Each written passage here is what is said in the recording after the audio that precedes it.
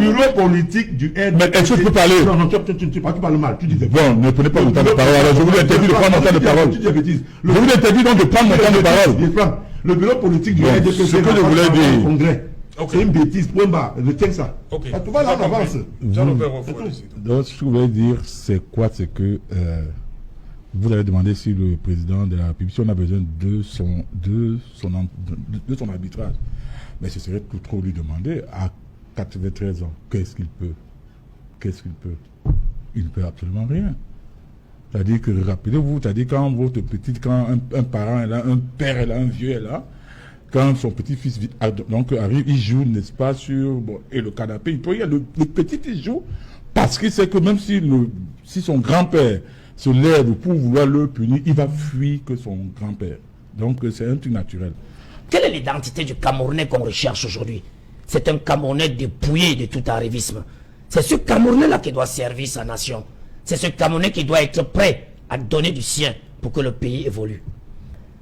Tous ceux qui ont dépassé 60 ans doivent nous dire au revoir en politique au Cameroun. Ils ont tous été au parti unique. Ils ont tous été au RDPC. Ils ont tous été à l'éveil des consciences de la démocratie arrivée. Si le président Poudja ne les a pas fait confiance, c'est parce que c'était des mauvais élèves politiques pour servir la nation. C'est pourquoi ils sont allés faire une opposition qui n'a pas marché. Donc on a été de 92 à 2000 dans les transhumances politiques. Ils ont appartenu au quatre partis politiques. Le ne pouvait pas nommer tout le monde aussi. Hein? C'est j'allais autour. Je mets la main au jour parce que quand je regarde tout ce qu'on cite là, oui. Tous ces gens sont nés entre 1940 et 1955. Ils ont appartenu à l'UNC. Ils ont appartenu au RDPC. Après l'éveil des consciences pour le multipartisme, s'ils n'ont pas pu être dans le parti du président Paul Biya, mais c'est parce qu'ils n'étaient pas de l'éveil politique. Ils n'ont donné pas satisfaction au président. Ils sont allés donc à l'opposition. Et nous avons eu, nous autres, qui avons vu la politique au Cameroun, nous avons eu un seul parti, 2, 3. Mais ces 3 partis-là, d'autres ont été des partis à repli identitaire. L'UNDP a été un parti un peu identitaire puisqu'on a chassé Samuel Eboa pour qu'il ait créé son parti. Lorsque le président Bello arrive, il est allé créer son parti. Lorsque le SDF a commencé le repli identitaire pour que d'autres n'aient pas les velléités du pouvoir, beaucoup sont partis du SDF. Ça a donc créé des petits micro-partis qui ne peuvent pas remplir une salle d'amphithéâtre 700 à l'université de Yaoundé. Ces partis-là n'ont que pour trésorerie leurs femmes, n'ont que pour trésorerie et militant leurs enfants et leur repli identitaire de la famille. Aujourd'hui, on vient nous raconter que les gens ont 66 ans, 70 ans, ils ne sont plus en éveil d'une politique. Si le président Paul Biya pense qu'il va faire un arbitrage, il ira avec tous ces catcheurs politiques. Nous ne les en voulons plus au Cameroun. Il faut être clair. Je vais vous dire une chose. D'abord, plusieurs Camerounais le savent. Le ministre Sadi, le ministre René Emmanuel Sadi n'est pas n'importe qui. Je dis, laissez-moi parler. Vous avez parlé, puis bon, moi je vais laisser parler. Je dis, ce n'est pas n'importe qui. C'est pas moi qui vous ai dit ça. D'abord, vous le connaissez mieux que moi, puisque vous connaissez, c'est tout le monde. Donc, ce que je veux dire, le ministre Sadi, c'est un homme d'expérience. C'est un homme de tempérance. C'est un homme de pondération. Je vous rappelle qu'en 82, avant, qui se fâche? Mais puisqu'il demande qu'on réponde à ce que vous avez dit. Mais c'est pour ça que je vous regarde. Et vous n'allez pas me distraire. Ça, c'est tout le monde. Et je vous rappelle une chose. Le ministre a dit en 82, il était conseiller diplomatique du président Amadou Ahidjo, tout premier président de la République du Cameroun. Il a été directeur de l'école des cadres de l'UNC. Et je rappelle également qu'il a été directeur de cabinet du président national de l'UNC. Son parcours, ça c'est avec Ahidjo. Et avec le président Biya. Mais je rappelle qu'il a quand même occupé la presse. Donc le poste de secrétaire général du comité central. Il a été plusieurs fois ministre. Il a été ministre de la... Mais je ne peux pas comprendre. Un homme qui il est diplomate de formation. Donc il est mieux placé pour savoir ce qu'il va dire. Et moi je dis, ceux qui veulent lui faire un procès en intention, ce sont ceux-là qui ont les idées derrière la tête. Et manifestement, ce sont ceux-là qui le veulent. C'est-à-dire qui se reprochent beaucoup de choses. Parce que qu'est-ce qu'il a dit? C'est le 50-50. C'est le 50-50. Mais il reprend qui? Il reprend la position du président Biya quand il recevait le président Macron ici. Alors, vous lui avez fait le procès. Pour qui? Mais puisque vous... Mais monsieur Zan, est-ce que vous écoutez souvent parler?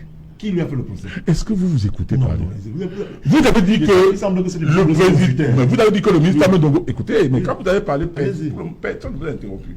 Et moi, je sais faire ça mieux que vous. Qu'est-ce qu'il a fait le procès? Je sais faire ça mieux que Qui a vous. fait le procès? Donc, Alors, arrêtez. ça dit. Alors, ce que je vais dire, c'est quoi? Quand il dit compléter, il complète quoi?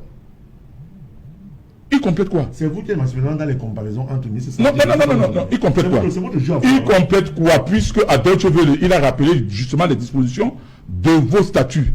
Qui n'a pas dit à RFI? Mais et où est le problème? Ça veut donc dire qu'il est parti compléter ce qu'il a dit à RFI. Ça dépend de la question. On dit une chose. Ça dépend de la question. Oh non, laissez tomber. Vous, Ça dépend de la question. Eric, vous êtes un bleu par rapport à ça. Vous n'avez pas. Et quand le ministre Sadi parle, monsieur, C'est ce que je veux dire. je dis ceci, C'est ce que laissez-moi finir de parler. Si vous m'avez laissé parler, Il n'y a aucune comparaison entre le ministre Sadi et le ministre Famondongo. J'ai donné ma position. Moi, il faut savoir avoir d'autres problèmes. Depuis la prise de parole de 16 minutes, c'est le mot. Je dis bien, Richard, sois un peu... soyons je vais dire une chose. Le ministre Sadi s'exprime en tant que ministre de la Communication de la République du Cameroun. Qui hors du pays connaît votre RDPC là? Quel RDPC?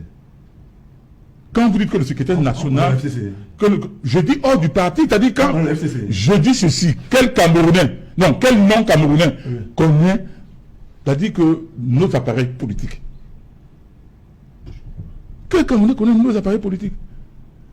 Ils connaissent certes les hommes politiques, quel non Camerounais?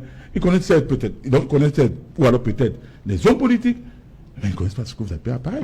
Donc quand ça dit il parle au nom de la République du Cameroun. Vous voulez le réduire à une histoire de parti politique. Et puis, je vais dire une chose. C'est vous que ça surprend. Qui surprend quoi? C'est vous que ça surprend. Ça fait 3 ans et demi. Il dit 3 ans et demi sur les plateaux de télévision, heureusement que vous vous prononcez. Voilà. On n'est même pas encore à l'échauffement. On n'est même pas encore à l'échauffement. Et moi, je vais dire une chose. Quand ils le font, pendant que leur président national et le président de la République est encore vivant, c'est-à-dire nul, et je tiens à préciser que nul ne saurait souhaiter la mort, même à son pire ennemi. Et déjà, à 92 ans, moi je dis c'est une grâce. Parce que très peu de personnes dans cette humanité vivent jusqu'à cet âge. Mais si déjà, pendant qu'il est encore là, il s'étripe comme ça, ils sont en train de s'échauffer dans la perspective de l'après-Biya, de ce que j'appelle le grand soir. Combien de fois si le président de la République arrive à disparaître, je précise encore ce qu'on ne souhaite pas, ce sera extrêmement violent et brutal. Vous avez vu la vidéo diffusée dans les réseaux sociaux, l'entrée du secrétaire général de la présidente de la République. Tous les ministres sont entourés, n'est-ce pas? Parce qu'il va passer devant eux. On attend, mais vous avez vu la réaction du ministre Sadi? Je refuse d'interpréter. Il a attendu que l'autre arrive à côté de lui avant de se tourner. Non, mais généralement, on se tourne. Je dis généralement, on se tourne, on attend quelqu'un venir. Je veux dire, monsieur Zan, si vous ne voyez pas ce qui est en train de se passer, ce qui est en train d'arriver, on a déjà vu. Quoi? Les 2 interviews. De quoi? Les deux interviews. Mais vous ne pouvez pas imaginer. Attendez, Serge Alain vous a posé une question simple. Quand vous êtes mis à balbutier, à raconter n'importe quoi. Il vous a dit, c'est-à-dire que 2 membres du gouvernement, le premier passe le matin. Donc il passe. Et en moins de 24 heures, sur la même question, l'autre dit autre chose. Mais dites-moi, si c'est... le timing médiatique temporel qui demande qu'il y ait un temps quand l'autre doit aller à l'autre. Moi, je ne comprends pas. Bon, je réponds...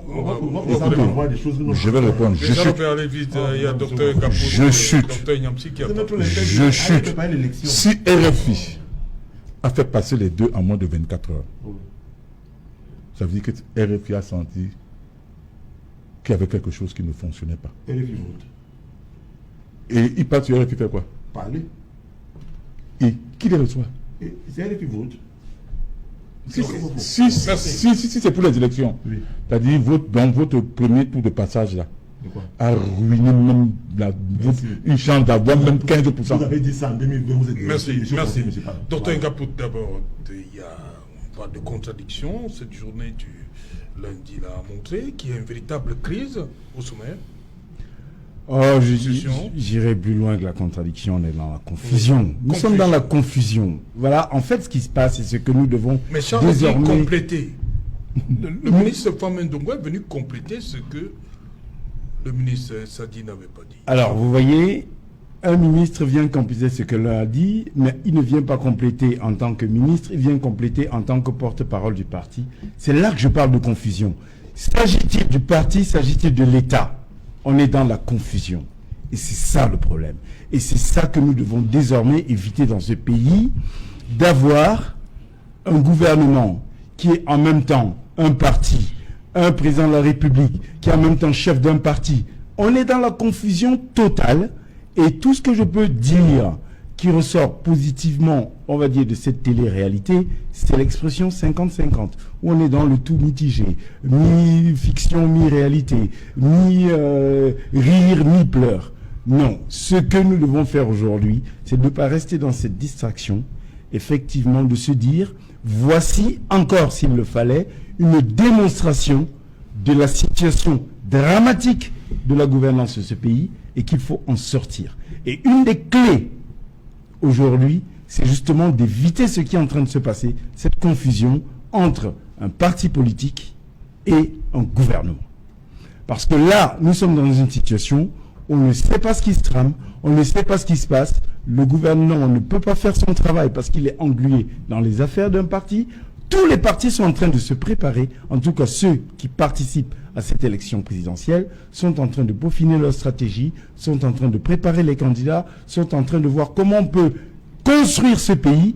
Pendant ce temps, des gens sont en train de s'étriper, de parler donc de je ne sais quoi, mais de vouloir mêler tout le monde, y compris des gens qui ne sont pas encartés chez eux, qui ne sont pas intéressés. Donc j'ai envie de dire, aujourd'hui, il faut qu'on sorte de là. Il faut enfin qu'on se retrouve avec un État qui fonctionne sans être, et on l'a suivi avec d'autres éléments cacophoniques, c'est parti, sur les uns qui indexent les autres, comment ils les ont fait nommer ministres. Mais c'est des tas de confusion desquels il faut sortir, enfin. Donc j'ai envie de dire, nous avons ici la dernière illustration, puisque je redis encore, nous sommes à la dernière saison de cette télé-réalité, pour bien savoir que il faut totalement sortir de cette façon de fonctionner, restructurer cet État, remettre en place des institutions respectables et respectées.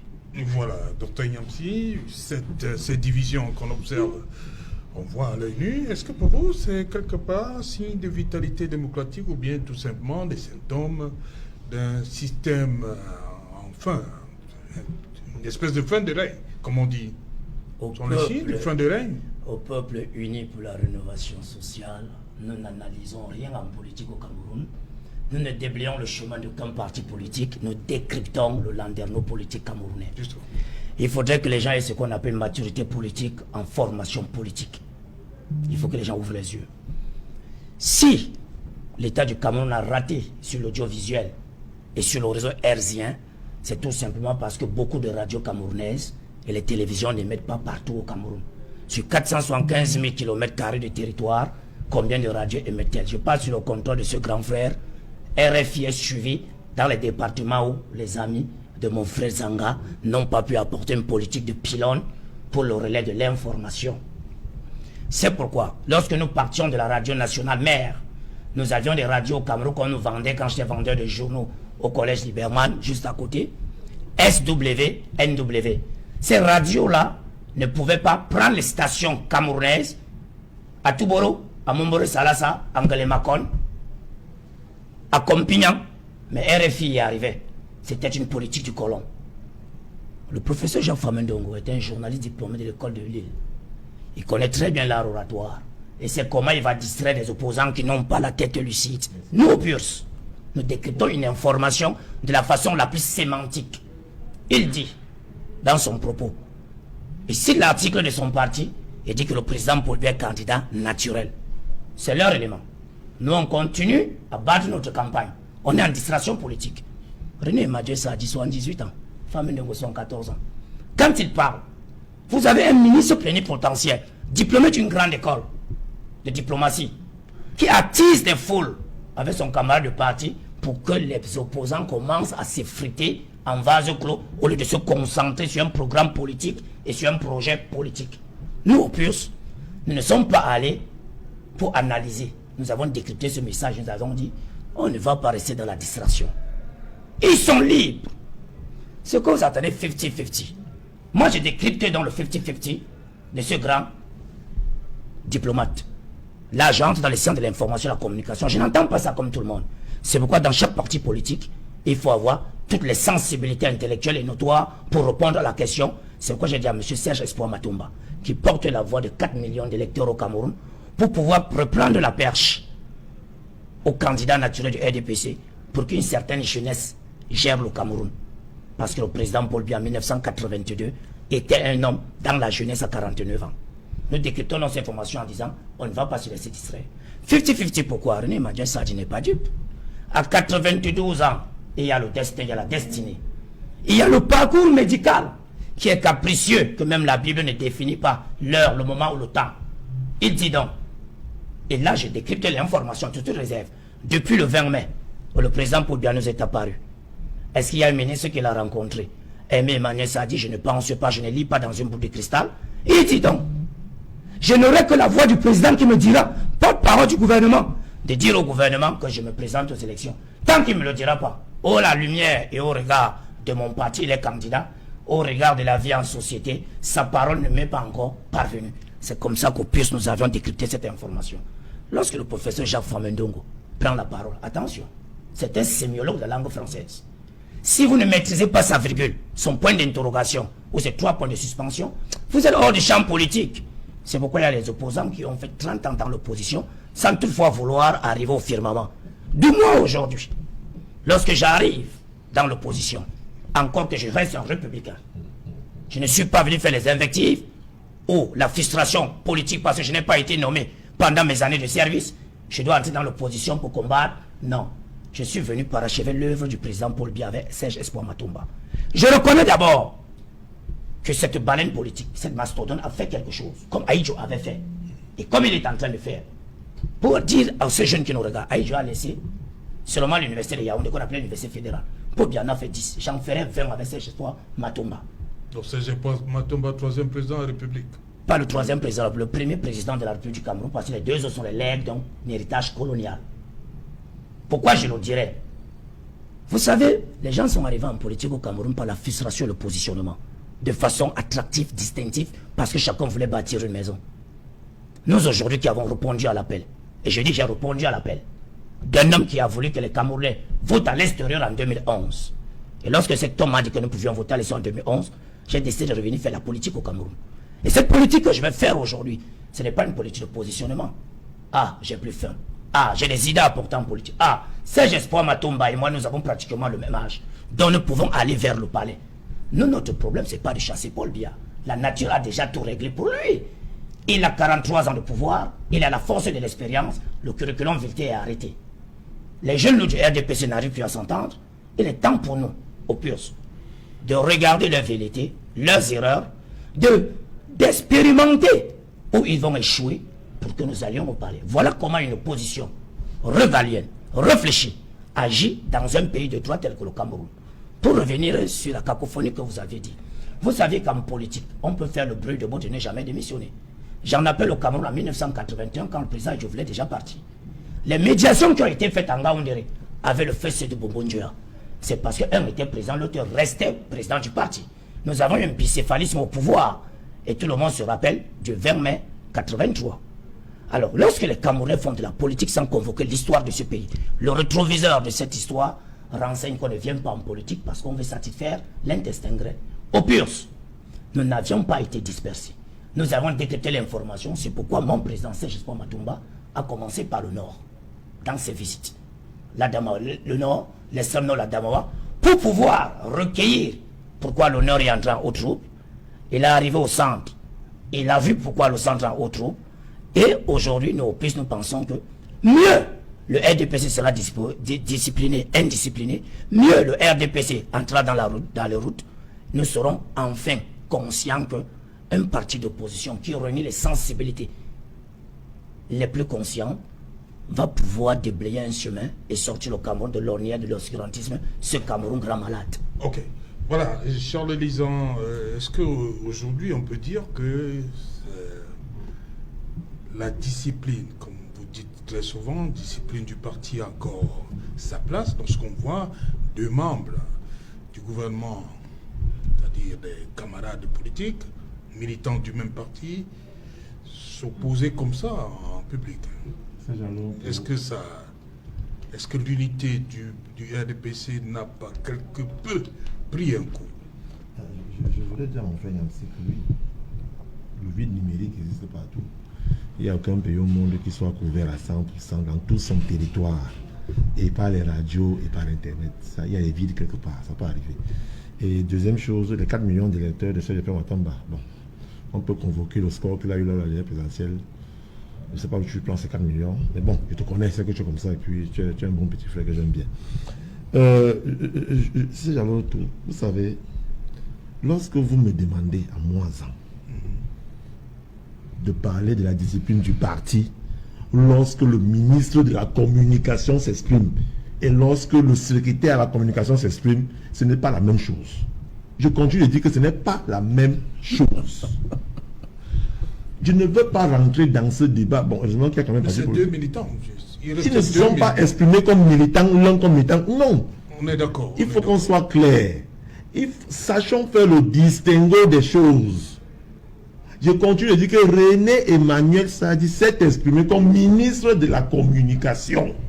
Maintenant, quand une question lui arrive de se prononcer comme militant de ce parti, lui qui a été secrétaire général du comité central et qui maîtrise les textes, il peut, dans son discours, parler d'un article du parti et avancer. Mais il ne va jamais franchir la ligne rouge de mélanger le ministre de la communication qu'il est et le militant du RDPC qu'il est aussi. Il est brillant militant. C'est à l'autre. Je vous rappelle une histoire. Au fort du conflit entre Equinox et le gouvernement, bon, pas le gouvernement, avec certaines personnes de ce pays qui vous rappelez, le ministre Emmanuel Sadi déclenche une visite des médias. Vous savez ce qu'elle arrive à Equinox. Beaucoup de gens avaient parié, je vous le dis, ça vous oui, beaucoup avaient parié que Sadi ira partout, sauf à Equinox, où au moment où certains de ses collègues du gouvernement voulaient qu'on vous retire le faisceau, qu'on vous retire le truc. Mais il est venu. J'ajoute un élément. Oui. Le ministre Sadi a passé plus de temps à Equinox qu'ailleurs. C'est un message. C'est un message que Sadi passait aux Camerounais et même à nous, bon, nous qui étions peut-être ses camarades et d'autres qui voulaient qu'on vous ferme, pour dire que le président Paul Biya est un démocrate. Equinox, quoique la ligne éditoriale, d'après ce que j'en pense, est aussi bon pour notre pays dans son paysage audiovisuel qui doit être divers et même convergent et même divergent. C'est ça René Emmanuel Sadi. Si les gens n'ont pas compris, je suis surpris que Grand Frère Wafo, qui nous cite le curriculum vitae de Emmanuel Sadi, ne comprend pas ce qui se passe. Et il veut me faire moi dans la leçon. Et jusqu'à on s'assoit pour parler d'une émission où 2 ministres ont dit quelque chose, mais ce qui m'aurait fait moi en trembler, quand on m'avait demandé si je suis serein, c'est que l'un ou l'autre a dit que je supporte plus Paul Biya. Ou que l'un ou l'autre a dit que Paul Biya ne sera pas candidat. Ça nous ramène donc à la question répondue par le secrétaire général adjoint du comité central, qui avait dit, qui a dit, lorsque notre candidat ne dira qu'il n'est pas candidat, prenez vos responsabilités. Effectivement, c'est ça le RDPC. Je vous ai dit aujourd'hui que, bon, excusez-moi le père, que le vice-premier ministre, secrétaire général du comité central est à Douala. Charles, oui. Là, vous venez de dire quelque chose d'important. Tout à fait. Le ministre Grégoire Rona envisage aussi que le président peut ne pas. C'est un être humain. Non. Lorsqu'on suit Fama Ndongo, oui. Lui n'est pas dans cette position. Fama Ndongo n'a pas dit que Paul Biya est candidat. Il a dit quoi? Fama Ndongo dit, article 27, il faut qu'on soit clair. Article 27, le président national. C'est le candidat. Le président national. Il n'a pas dit qu'il est candidat. Il a dit Paul Biya. Le candidat. Ah, il parlait de qui? L'article est clair. Le président national du RDPC est le candidat du parti à l'élection présidentielle. Pour le moment, c'est pour le président national du RDPC. Il a vous a dit que quand les gens parlent, écoutons quand les gens parlent. Moi, je dis, monsieur Otou, moi je continue de dire, au moment où je vous parle, le parti travaille. Le secrétaire général est sur le terrain actuellement. Dans les départements où il y avait des tensions entre ceux qui pouvaient porter les voix du RDPC et qui, dans leur guéguerre, pouvaient nous amener à perdre ci et là des voix. Il est au travail. Quand il finira avec le Vouri, il est là au Fundi. Ça, c'est le RDPC qui est en train de travailler. Il repart dans le Fundi. Pourquoi repartir dans le Fundi? Non, mais qu'est-ce qui empêche... Et les autres ne veulent pas le voir aussi? Non, il a un calendrier de descente sur le terrain. En fonction des urgences. Et il va là, il va passer. C'est pas quand même vous qui définissez au calendrier du secrétaire. Parce que vous mentionnez également encore le Fundi. Il était en Fundi dernièrement. Il peut repartir. Ça veut dire qu'il y a un problème là-bas? Il peut repartir. Il y a des problèmes tous les jours partout, monsieur Otou. Moi, je dis souvent aux gens que... Vous m'avez dit que vous êtes serein. Bien sûr, monsieur Otou. Nous sommes les Africains des Bantous. Avez-vous fait une réunion de famille un jour où il n'y a pas de décret de voix? C'est-à-dire... Une banale réunion de famille, la cousine va se marier, le baptême de tel, le mariage de tel. Est-ce qu'il n'y a pas seulement des éclats de voix que même le choix même du menu? Et quand on a fini de s'engueuler, quand on sort de là, on offre la fête qu'il faut au village. Donc, moi, quand les gens me disent que le ministre a dit, a parlé au ministre Ngongo et tout, moi, j'ai ri.